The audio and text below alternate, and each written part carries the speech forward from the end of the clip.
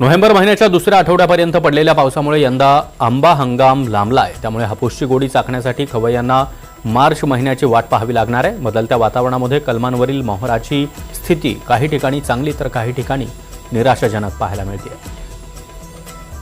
सोन्याच्या भावामध्ये 1000 रुपयांची घसरण झाली आहे, तर चांदीचे भाव 7000 रुपयांनी घसरले आहेत। जीएसटी विना सोनं 1,35,800 रुपयांवर पोहोचलंय। पंडित धीरेंद्र शास्त्री उर्फ बागेश्वर बाबा यांनी गोंदिया शहरामधील प्रसिद्ध हनुमान मंदिरामध्ये दर्शन घेतलंय। यावेळी त्यांना पाहण्यासाठी परिसरामध्ये मोठी गर्दी झाली होती।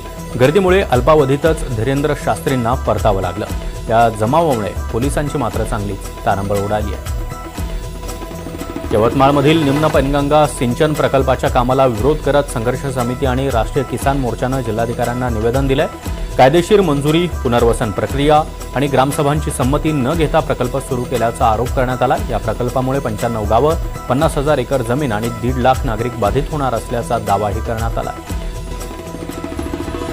सांगलीच्या शिराळा तालुक्यातील उपळवे इथं बिबट्यानं 9 वर्षीय मुलीवर हल्ला केला। मात्र सोबत असणाऱ्या 11 वर्ष भावानं धाडसानं या हल्ल्याचा प्रतिकार केल्यामुळे बहिणीचा जीव वाचलाय। रात्री शेजारच्या घरामध्ये जात असताना जवळच दबा धरून बसलेल्या बिबट्यानं स्वरांजलीवर हल्ला केला। त्यावेळी तिचा भाऊ शिवमनं तिला जोरात ओढून आरडाओरड केल्यामुळे चिमुकलीचा जीव वाचलाय। नाशिकच्या त्र्यंबक रोडवर महाराष्ट्र पोलीस अकादमी समोरील वादग्रस्त 62 एकर जमीन शासन जमा झाली आहे। कुळ कायद्याचा भंग करून जमीन बिल्डरच्या नावे केल्याचं चौकशीत स्पष्ट झालं।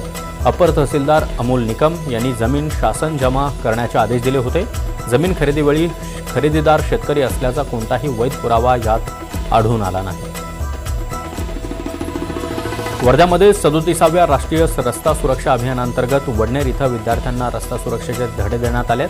650 विद्यार्थ्यांना उपप्रादेशिक परिवहन कार्यालयाकडून रस्ता सुरक्षा प्रतिज्ञा, हेल्मेट, सीटबेल्ट आणि वाहतूक नियमांबद्दल मार्गदर्शन करण्यात आलं।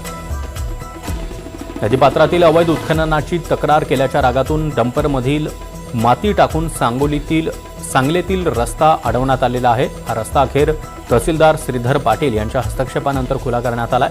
गेल्या आठवड्याभरापासून हा रस्ता बंद केला होता, मात्र तहसीलदारांनी स्वतः घटनास्थळी हजर राहत हा मार्ग मोकळा करून दिल्यामुळे तक्रारदारांना मोठा दिलासा मिळाला।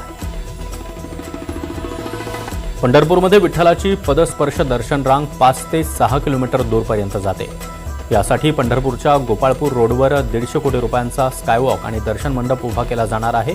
या दर्शन मंडपाचं काम येत्या आषाढवारीपूर्वी 80% पूर्ण होणार आहे। त्यामुळे यंदाच्या आषाढवारीमध्ये भक्तांना नव्या दर्शन मंडपातून दर्शनाची व्यवस्था पाहायला मिळेल। परमपूज्य नानाकाका महाराज यांची पालखी दरवर्षीप्रमाणे यावर्षी सुद्धा कारंजा लाड करता खामगावमधून मार्गस्थ झाली आहे। पालखीचं हे 23वे वर्ष आहे। राज्यभरातून मोठ्या संख्येनं लोक या पायी वारीमध्ये सहभागी होतात। अकोला तालुक्यातील माझोड गावच्या शिवारामध्ये वनविभागानं नीलगाईला जीवदान दिलंय। 30 फूट खोल विहिरीमध्ये पडलेल्या नीलगाईला सुरक्षितपणे बाहेर काढण्यात आलंय। जाळे आणि वाहनाच्या सहाय्यानं नीलगाईला विहिरीबाहेर काढलं। उपचारानंतर नीलगाईला सुरक्षित ठिकाणी सोडण्यात आलं। गडचिरोलीमधील सुरजागड इथं ठाकूर देवाच्या चरणी माजी राज्यमंत्री राजे अमरीश आत्राम यांनी लीन होऊन दर्शन घेतलंय। पारंपरिक धार्मिक विधी आणि आदिवासी रीतिरिवाजांनुसार पूजा पार पडली। या पूजनाने संपूर्ण सुरजागड परिसरामध्ये भक्तिमय वातावरण पाहायला मिळालं। वर्ध्यामध्ये समृद्धी महामार्गावर गॅन्ट्री बसवण्यासाठी ब्लॉक घेण्यात येणार आहे। महामार्ग 9 ते 13 जानेवारी दरम्यान काही ठिकाणी 45 ते 60 मिनिटांसाठी पूर्णतः बंद असणार आहे। काम पूर्ण झाल्यावर वाहतूक पुन्हा सुरू करण्यात येईल। तिकडे नाशिकच्या येवल्यामध्ये मकर संक्रांतीनिमित्त पतंगोत्सवाची धूम असते। याच पार्श्वभूमीवर पतंग उडवण्यासाठी विशेष आसारी बनवली जाते। यंदा मात्र आसारी बनवण्यासाठी लागणारा बांबू किमतीमध्ये वाढ झाल्यामुळे त्याचा परिणाम आसारीच्या किमतीच्या दरवाढीत देखील पाहायला मिळतोय। चिपळूणमध्ये वाशिष्ठी दुग्ध प्रकल्पाच्या कृषी आणि पशुधन प्रदर्शन महोत्सवाला नागरिकांनी उत्स्फूर्त प्रतिसाद दिलाय।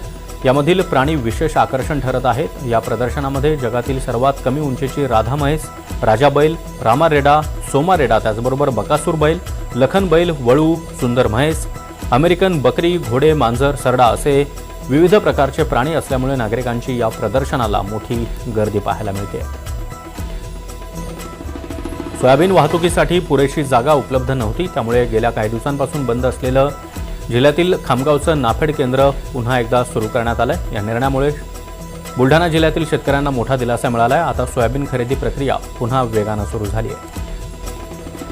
हळद खरेदीसाठी प्रसिद्ध असलेल्या हिंगोलीच्या संत नामदेव बाजार समितीमध्ये हळदीला उच्चांकी दर मिळतोय। सध्या हळदीला 16,500 ते 16,750 इतका दर मिळतोय। हळदीच्या दरामध्ये वाढ झाली असली तरी देखील आवक मात्र 1,200 क्विंटल इतकी झाली आहे। नाशिकच्या निफाड तालुक्यातील देवगाव परिसरामध्ये बिबट्याचा हॉटस्पॉट ठरतोय। महिनाभरात 5वा बिबट्या जेरबंद झाल्यामुळे नागरिकांनी सुटकेचा निश्वास सोडलाय। दरम्यान बिबट्यांचा बंदोबस्त करावा या मागणीसाठी विद्यार्थी आणि ग्रामस्थांनी रास्ता रोको आंदोलन केलं होतं। त्यानंतर या परिसरामध्ये विविध ठिकाणी पिंजरे लावण्यात आले। गडचिरोलीमधील कोरची दौऱ्यावेळी जिल्हाधिकारी अविश्रांत पंडा यांनी शासकीय आश्रमशाळांच्या वर्गखोल्या आणि प्रयोगशाळा बांधकामाची पाहणी केली आहे। तसंच बांधकाम विभागानं पूर्ण करण्याच्या सूचना देखील दिल्या। शाळा परिसरामध्ये पिण्याच्या पाण्याची तातडीची व्यवस्था करण्याचे निर्देश देखील त्यांनी दिले आहेत। गडचिरोलीच्या कोरची तालुक्यामध्ये कुमकोट इथं भाविकांचं श्रद्धास्थान आहे। कुमकोटच्या मंडईमध्ये 60 गावांमधील भाविकांनी गर्दी केली होती। या मंडईसाठी 60 गावांमधील पुजारी एकत्र येतात। इथं मंडईच्या भोवती 3 फेरे मारले जातात। त्यानंतर पूजेची सांगता होते। गोंदिया, चंद्रपूर आणि भंडाऱ्यासह छत्तीसगडमधून देखील भाविक या ठिकाणी येतात। शंकरराव मोहिते पाटील यांच्या जयंतीनिमित्त अकलूज इथं लेझिम स्पर्धेचं आयोजन करण्यात आलं। गेल्या 20 वर्षांपासून ही लेझिम स्पर्धा पार पडते। हलगीच्या निनादामध्ये होणारी ही लेझिम स्पर्धा पाहण्यासाठी अनेक नागरिक देखील अकलूजमध्ये हजेरी लावतात।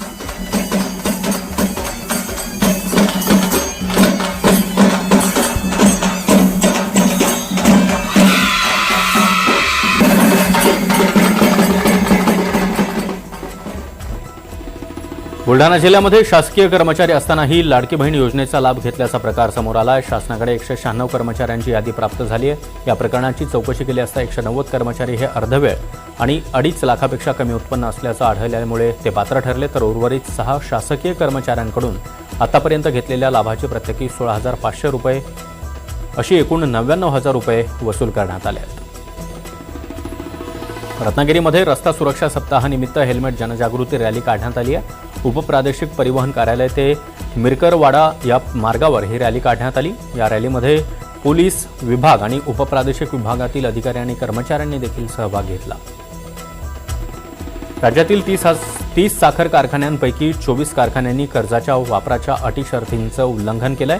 या कारखान्यांविरोधात आता कारवाई करण्यासाठी राज्य सरकारनं साखर आयुक्तांच्या अध्यक्षतेखाली समितीची स्थापना केली आहे। 15 दिवसांमध्ये याबाबत चौकशी करून त्याचा अहवाल देण्याचे निर्देश आयुक्तांना देण्यात आले। देशातील रब्बी हंगामातील लागवडी अंतिम टप्प्यात आलेल्या आहेत। सरासरीच्या तुलनेमध्ये जास्त क्षेत्रावर गहू, हरभरा लागवड झाली आहे। पाऊस सरासरीपेक्षा जास्त पडल्यामुळे सिंचनासाठी पाण्याची उपलब्धता चांगली आहे। त्यामुळे पेरणी क्षेत्रात देखील वाढ होताना दिसते। शासनाकडून कोट्यवधी रुपयांचा निधी येऊन देखील गडचिरोलीमधील तालुक्यातील विकास कामं रखडलेली आहेत। वारंवार बैठका घेऊन सूचना देऊनही स्थानिक अधिकारी ऐकत नसतील तर अशा अधिकाऱ्यांच्या निलंबनासाठी शासनाकडे पाठपुरावा करावा लागेल, असा इशारा जिल्हाधिकारी अविश्रांत पंडा यांनी कोरचीमधल्या आढावा बैठकीत दिला। नागपूरच्या सावनेर तालुक्यातील खैरी ढालगाव इथं दूषित पाण्यामुळे 80 जणांची प्रकृती खालावली आहे। 3 जानेवारीला मुख्य पाणीपुरवठा करणारी पाईपलाईन फुटली आणि ग्रामपंचायत प्रशासनानं दुरुस्तीकडे दुर्लक्ष केल्यामुळे दूषित पाणी नळाद्वारे प्रत्येक घरात पोहोचलं। या कॅम्पमध्ये पहिल्या दिवशी 25 रुग्णांवर उपचार करण्यात आल्याची माहिती आहे। प्रतिबंधात्मक उपाययोजना म्हणून पाण्याचे नमुने प्रयोगशाळेत पाठवण्यात आले। माओवादग्रस्त आणि अतिदुर्गम भागातील बेरोजगार युवक युवतींना स्वावलंबी बनवण्यासाठी गडचिरोली पोलीस दलानं राबवलेल्या प्रोजेक्ट उडान अंतर्गत 120 युवक युवतींनी 4 चाकी वाहनांचं प्रशिक्षण घेतलंय। प्रशिक्षण पूर्ण केलेल्या 120 प्रशिक्षणार्थींचा निरोप समारंभ पोलीस मुख्यालय परिसरामध्ये एकलव्य हॉल इथं पार पडला। सिंधुदुर्गात मालवण तालुक्यामधील मसुरे इथं मजुरांचं सर्वेक्षण करण्यात आलं होतं। मजुरांमध्ये हिवतापाचे जंतू आहेत का हे पाहण्यासाठी रक्ताचे नमुने घेण्यात आले होते। या तपासणीमध्ये काही मजुरांच्या रक्तांच्या नमुन्यामध्ये हत्तीरोगाचे जंतू आढळून आले। संबंधित मजुरांमध्ये अद्याप कोणतीही लक्षणं मात्र दिसून आलेली नाहीत। सिंधुदुर्ग